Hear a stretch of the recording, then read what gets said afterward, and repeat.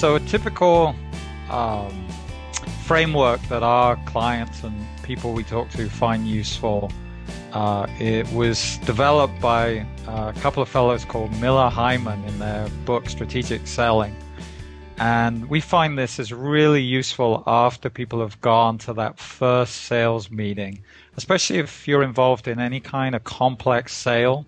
There was some research recently conducted by a firm called Marketing Sherpa that was very good research that showed, for example, in technology solutions, that any solution over $25,000 in value that's sold to a big company, a typical Fortune 1000 company, will often have 21 people involved in buying that solution that's over $25,000. That's 21 people will be involved in buying your product. So you cannot successfully complete the sales process unless you find, first of all, those 21 people and then sell as many of those 21 people as you can. Because every one of those 21 people you don't find, or any one of those 21 people you don't sell, you create a risk in your sales process that Miller Hyman call a red flag. So for every red flag you have, you take a risk that you will not sell your product or service. And Miller Hyman split it up into four very useful boxes, and in each box are a type of people involved in buying your product or service. In the first box is the decision maker. Everyone, we always think about the decision maker, the person who will actually sign the check or sign the agreement with you. That's the decision maker. The second box is often a very crowded box, and one I always say you get for free, which is the box of gatekeepers.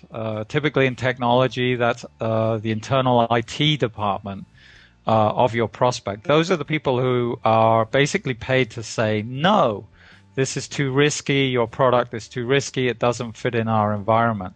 So there are often a lot of gatekeepers. They're supposed to look under the bonnet of your solution and see if it really will work in the prospect's company.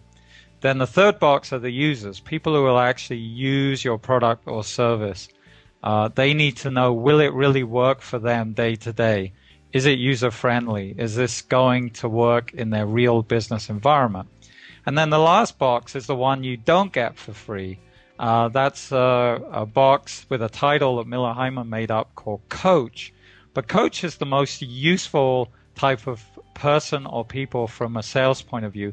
And that's anyone who will actually tell you what's really going on in the company. Because we all know what you might be told through official channels is often not what is really going on and the politics of the company.